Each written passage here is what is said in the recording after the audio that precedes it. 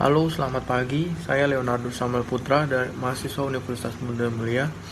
Ingin menjelaskan studi kasus yang saya buat, yaitu organisasi yang bergerak dalam bidang retail. Apa yang saya pilih? Saya memilih studi kasus tentang e-commerce, yang kemudian saya akan menjelaskan sebagai berikut. Di sini saya mengambil topik e-commerce dengan menjelaskan suatu bidang retail bernama Shopee. Kalian pasti sudah tahu apa itu Shopee, suatu e-commerce yang lumayan terkenal dan menurut saya itu menjadi nomor satu sekarang tuh di Indonesia. Lanjut di slide pertama, di sini ada daftar isi yang kiranya akan menjadi poin-poin pembahasan nantinya di PowerPoint yang akan saya bahas. Daftar isi yang berisi pertama yaitu pendahuluan, yang kedua landasan teori, yang ketiga pembahasan penerapan topik situasi, yang keempat kesimpulan, dan yang terakhir referensi. Kita lanjut. Di sini saya mengambil topik organisasi dalam bidang retail. Pertama-tama kita perlu tahu dulu apa itu retail. Saya akan bahas dan saya menjelaskan. Mungkin kalian beberapa ada yang tahu dan saya akan menjelaskan lagi. Retail adalah penjualan barang kepada pengguna akhir, bukan untuk dijual kembali. Bisnis retail melibatkan penjual barang dagang dari satu titik pembelian langsung ke pelanggan yang berniat untuk menggunakan produk itu.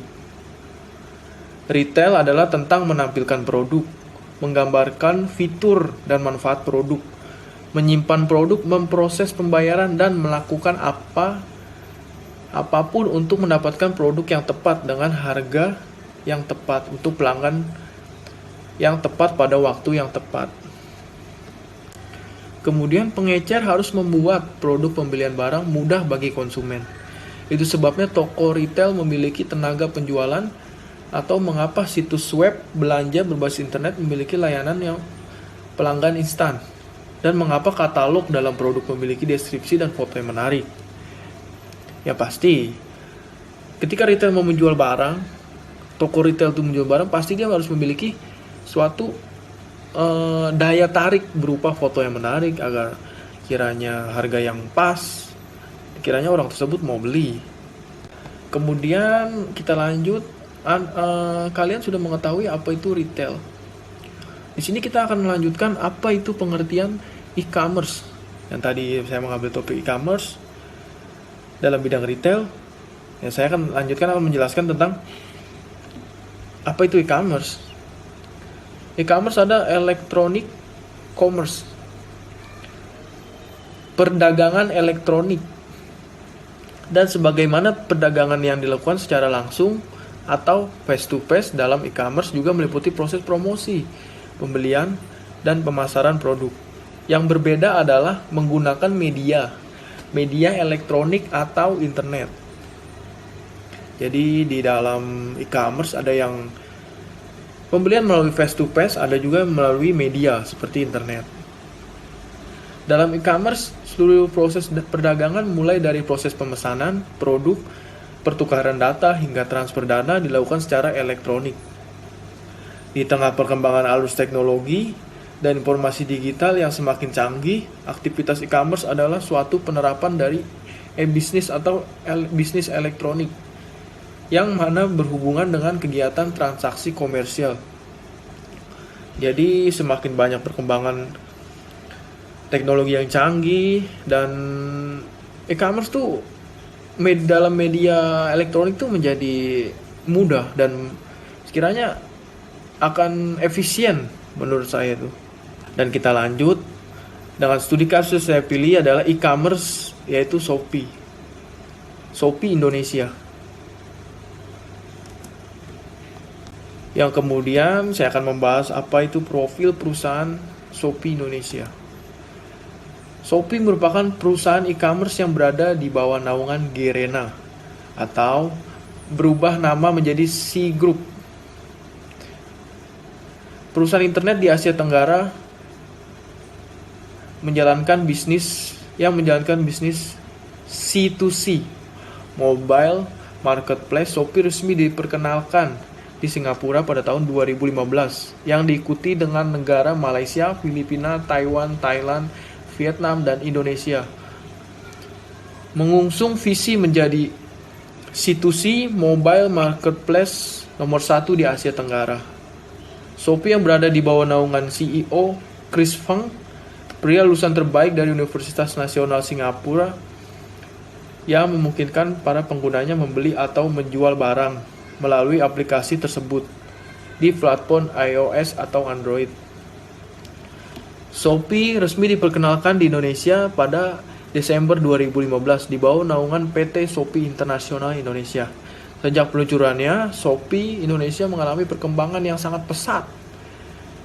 Bahkan hingga Oktober 2017, aplikasinya sudah didownload oleh lebih dari 25 juta pengguna.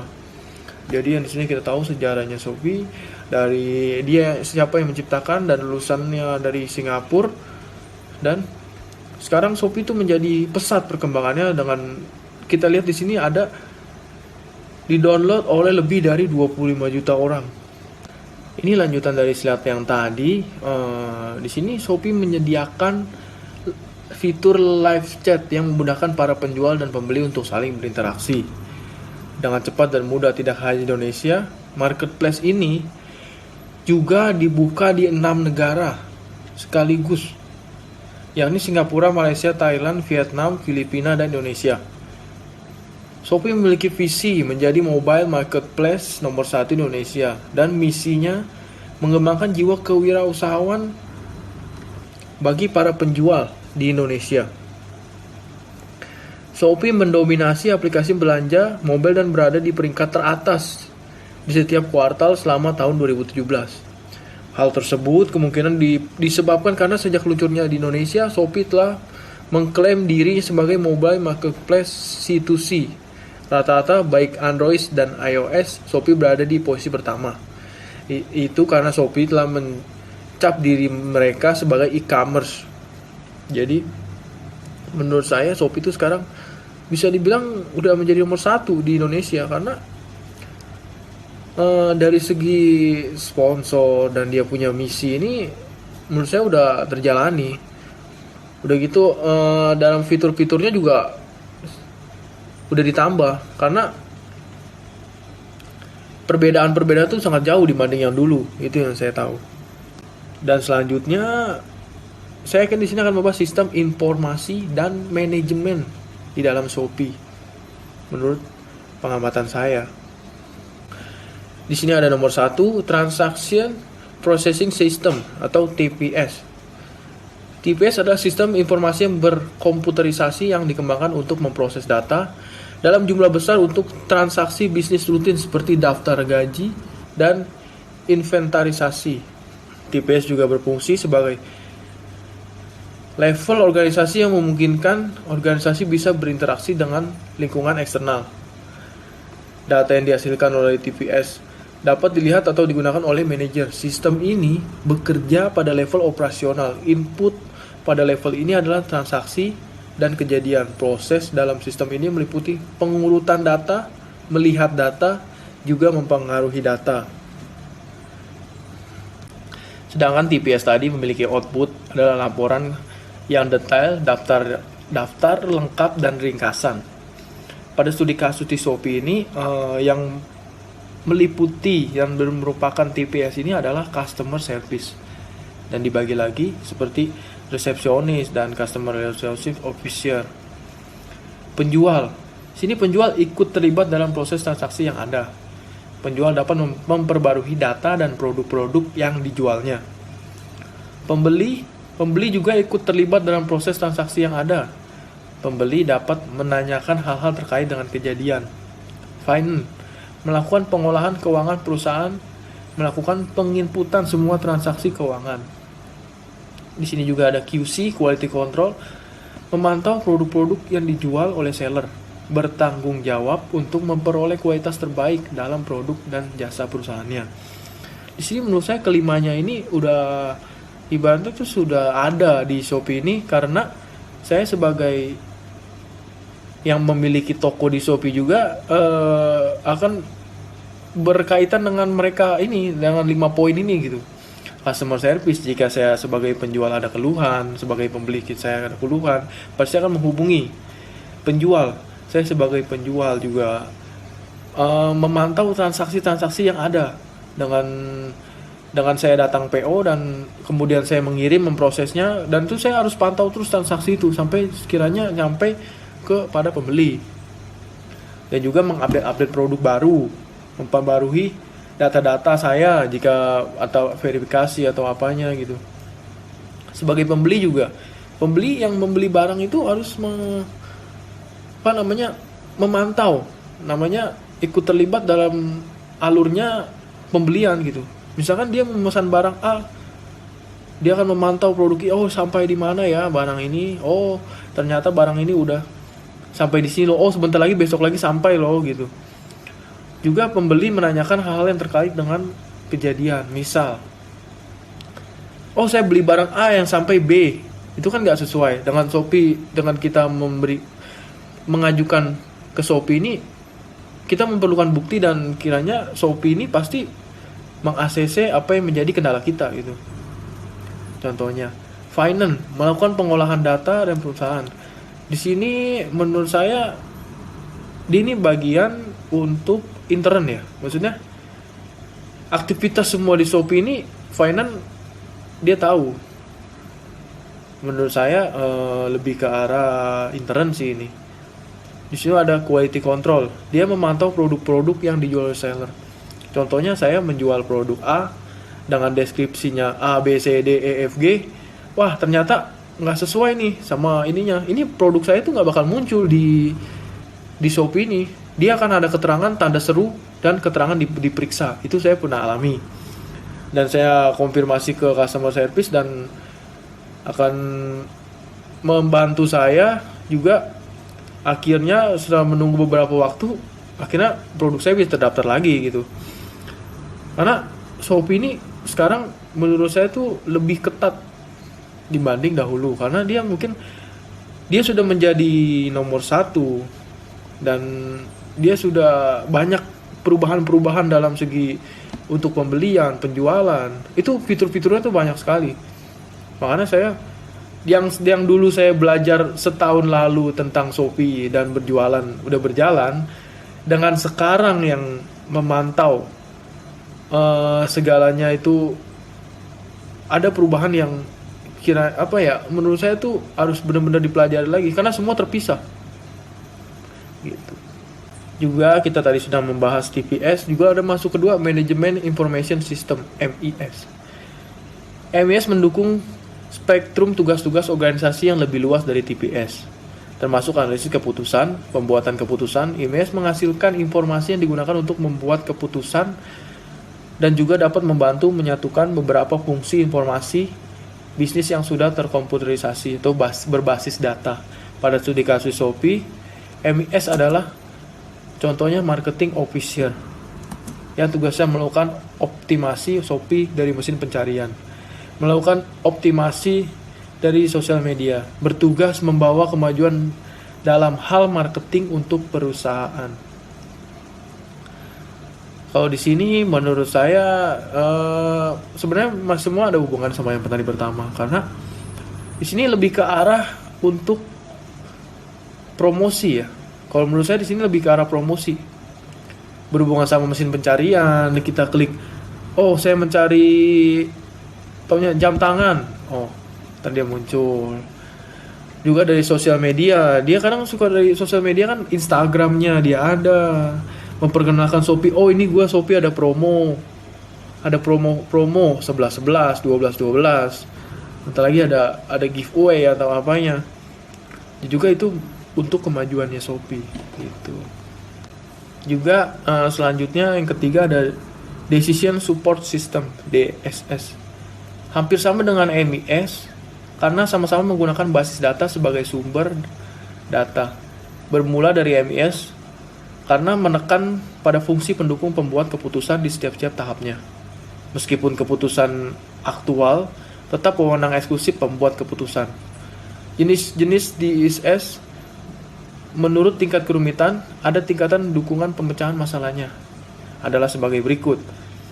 Sini ada marketing mengambil elemen-elemen informasi, menganalisis seluruh file, menyiapkan laporan dari berbagai file, memperkirakan akibat dari keputusan, mengusulkan keputusan, juga membuat keputusan officer. Pada studi kasus di Shopee, yang merupakan DSS adalah Chief Marketing Officer dengan peran sebagai berikut. Pemimpin dari Marketing Officer bertugas membuat keputusan atau kebijakan untuk kemajuan di bidang marketing perusahaan. Ini lebih ke arah intern. Bagaimana konsep dan dia itu mengambil keputusan dengan hasil yang untuk memajukan perusahaannya. Jadi ini berhubungan sama marketing untuk membuat kebijakan keputusan dan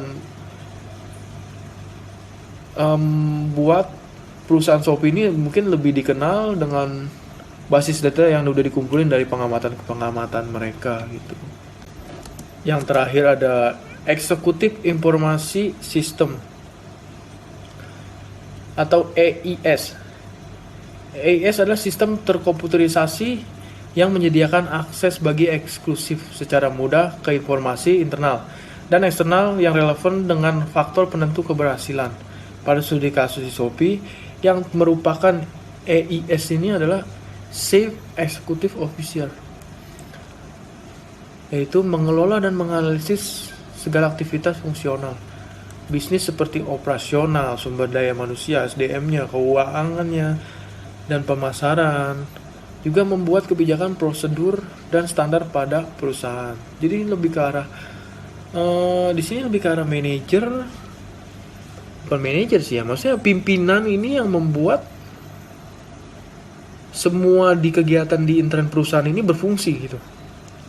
Dia memantau semuanya dari kegiatan operasional, dari segi sumber daya manusianya, bagaimana mengerjakannya, dan keuangannya dipantau.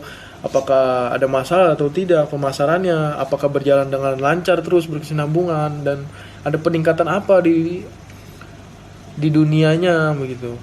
Juga membuat kebijakan prosedur dan standar pada kerjaan gitu. Shopee Super Award 2020, penghargaan tertinggi untuk insan e-commerce di Indonesia.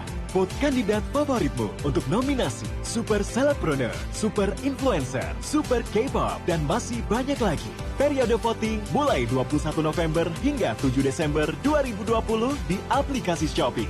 Vote sebanyak mungkin dan dapatkan voucher belanja Shopee hingga 15 juta rupiah. Shopee Super Awards 2020, 12 Desember 2020 di 12.12 Birthday Sale TV Show. Dukung kandidat favoritmu sekarang juga. Dari hasil pembahasan saya tadi, semua dengan topik-topik yang sudah saya sebutkan, di sini yang terakhir saya membuat kesimpulan, yaitu e-commerce ini menggunakan internet, web, dan media elektronik lainnya untuk transaksi bisnis, betul. Sistem informasi manajemen yang baik dan handal berperan penting dalam perkembangan perusahaan-perusahaan e-commerce, seperti halnya pada Shopee. Shopee memiliki sistem informasi yang memungkinkan seluruh pihak ikut berperan aktif dalam proses bisnisnya.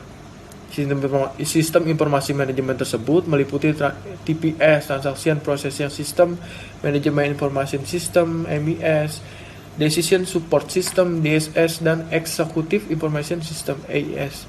Selain memiliki sistem informasi yang baik, Shopee juga terus meningkatkan kualitas layanan dengan memanfaatkan kemajuan teknologi yang semakin canggih dan terus berinovasi sehingga aplikasinya terus berkembang menyesuaikan tren di masyarakat.